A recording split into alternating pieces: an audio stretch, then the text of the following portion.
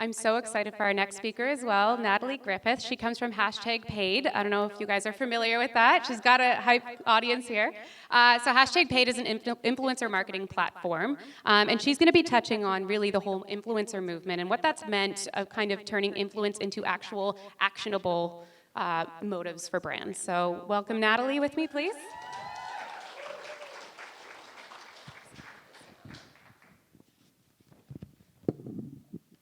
All right. Hi, everyone. How's everybody doing? Oh, wow. You guys don't sound excited at all. How's everyone doing? Awesome. So I want to talk this evening about beyond likes. You know, we just got those taken away in Canada, so a lot of fury over that. But beyond likes, turning influence into action. And what does that mean for retailers? And by retailers, I'm going to speak about both offline and online, because I want to make sure everyone gets a benefit from this presentation. But before I start, wanted to give you guys a little bit of a lay of the land. And Matthew has obviously set the tone for me. So what we know to be true right now is that consumers are bombarded more than ever before with a lot more content than we've ever seen in the history of media. Breaking through that media clutter, like he very well said, has been a huge concern for all businesses and especially retailers. And obviously those direct response numbers, whether you're online or offline, have taken a significant hit due to our inability to specifically attribute any sales or responses for lack of attribution in a lot of our different channels. So obviously with that, we've seen that many retailers, again, online and offline, have gone to different channels in order to break through that clutter. And one of the channels that I'm going to talk about, because this is my area, I feel like, of expertise, thanks to #Paid, is #Paid type content, or in our world, as we call it, influencer marketing. And as you guys can see on the slide that I'm showing right now, Canada has led the way in the entire world when we start to talk about influencer marketing or any type of paid social media. Why is this really great? It's really great because in 2019, for the first time ever, time spent with digital media has surpassed time spent with traditional media. And a lot of that time is being spent on social.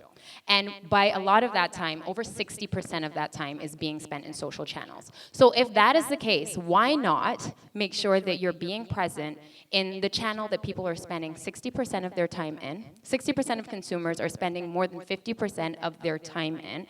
And it is one of the #1 channels that people go to when they're looking for reviews, when they're looking for recommendations, and actually when they're about to make a purchase. And if you're anything like me, sometimes it's drugging when you're making a purchase and you're standing in the aisle and there are 50 things in front of you and you don't know what to choose, and you go straight to your Instagram or your Pinterest or maybe even to Google.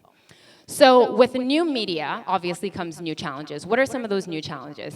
Again, I feel like Matthew and I worked on this together. So one of those challenges are brands fearing losing control when they are trying to make that effort to make that customized content for all these different audiences that exist in social. As you see, people have different likes and obviously dislikes. Some people might like ASMR, some people might be more into fashion content, food content, whatever it may be.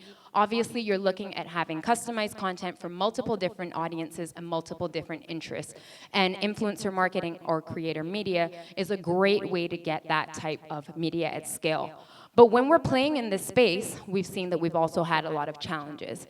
And some of those challenges also include things like follower and engagement fraud. It's a growing concern in the industry. Is my money really is it working for me in the way that it should be? Are the followers that are engaging with my content really real followers? And most importantly of all, for retailers, is engagement and likes and shares indicative of an intent to purchase or an intent to be loyal to a brand? So what I'd like to share with you guys today are 4 of my tips for using content to drive purchases, both online and offline. So #1, influencer marketing has many uses. Establish a purpose and let it guide you. What I've heard time and time again is that influencer lives with PR. And that's great. It can absolutely live with PR. It has a number of great uses, though, and I don't want you guys to forget that. So when you're about to launch a product or you're about to launch a brand, you run to PR and you use influencers in that way. But influencers can also be used as media. What do you do when you have a pop-up shop that's coming up pretty soon and you need some custom content for that audience? What do you do when you have a sale that's just around the corner? What kind of custom content are you using to engage your audiences, whether they are lapsed consumers, cart abandoners, or any other type of person who's engaged with your brand, but they've fallen off, and now you need to re-engage them in a social space with content that works and works specifically for them. I want you guys to think a little bit more about that and think about if you are going to use influencer marketing and you're going to think beyond PR, why not use media that they're going to be spending a lot of time with, one that is very near and dear to their heart. As I told Matthew, I never let my phone out of my sight, and really be in their faces when they are making those everyday purchases. The second tip is make sure all of your partnerships are working harder for you. So engagement insights and transactional data are key. What do I mean by that? If we're going to talk about taking it out of PR, or not necessarily taking it out of PR, but using it in the way that you use other media, you need to have data to make sure that it really is working for you. So engagement metrics and things like sentiment, those things are great. I'm not saying that they're not useful. But what you want as a retailer, again, whether you're offline or you're online, is you want to be tracking the things that deliver real business results. You want to be tracking things like store traffic. You want to be tracking add to cart. You want to be tracking purchase sizes, the dollar amount, who's purchasing often, who is purchasing once a year, customer lifetime value. In my realm, I work primarily in the Instagram and Facebook platforms, so for me, I am tracking anything that can be tracked in Facebook Ads Manager. I am putting paid media behind influencers to make sure organic reach, while it is great if you hit the nail on the head like Risha's did, but if you do not, you need to be putting paid media behind your influencer content to make sure that you're getting that extended reach that you need to get, and that you're delivering on those key business results, which are some of the business metrics that I mentioned a little bit earlier. Number 3 is that we're not just selling products, we're selling connections, experiences, and impact. Anyone know what IRL means? All right. So we are selling connections, and connections for us means people buy from people that they trust and people that they believe in. In the influencer space, a lot of the times what we are tracking and what we're tracking against is having people be able to replicate experiences, replicate ownership of things or products, and even your in-store experiences. When I talk about experiences specifically, it's not just about the experience of owning something, but what is the experience like when you are buying from a retailer? That is also very, very key when you're working in influencer marketing. It needs to be a key component of your communication if it is something that you're doing and you're doing well, because if an influencer says, or as Matthew pointed out a little bit earlier, any person on social says that they've had a bad experience with you, that can significantly impact your traffic, whether it is to your website or to your store, and it can obviously impact sales. So we want to make sure that our experiences are positive. We want to make sure that we are selling connections, so we're using influencers or creators that people trust and that they look up to.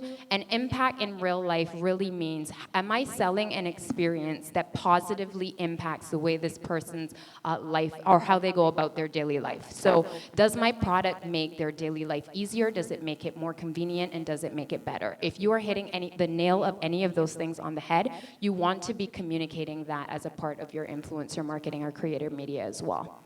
And lastly, as I've harped a lot on experiences, we see that 23% of marketers, specifically in Canada, have noted that there is a little bit of a gap. We can see that there's a little bit of a gap between the experience that marketers think they provide to consumers and the experiences that consumers actually have. Luckily for Canadians, yay, go Canada, we have the smallest gap, or one of the smallest gap, in the 3 biggest economies that are noted here. But what can we do to close that experience gap and drive trial? So there are 3 tips here on how you can close the experience gap. You make sure experiences are positive. And a positive experience doesn't always mean I've found everything that I want, but it means that your CSRs, whether, again, it's in your customer service, your online chat, or whether it's in a store, are going above and beyond. I see. I'm going to just wrap this up right now. So are going above and beyond to make sure that your experience in store has been positive, even if you're not able to find everything that you need to find.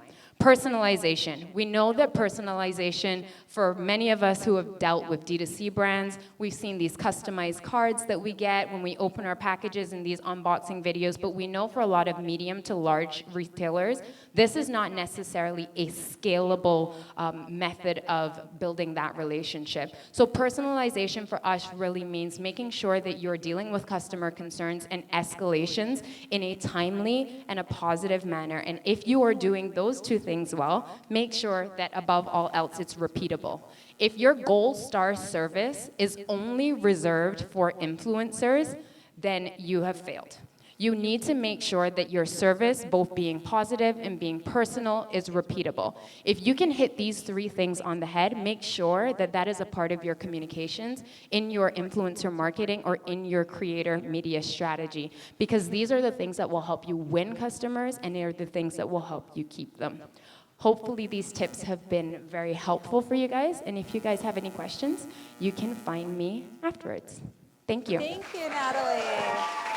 Thank you. This is awesome. Natalie, Kelly and I are really inspired by you, and we want to create an IRL experience right now. So we're going to just take a facey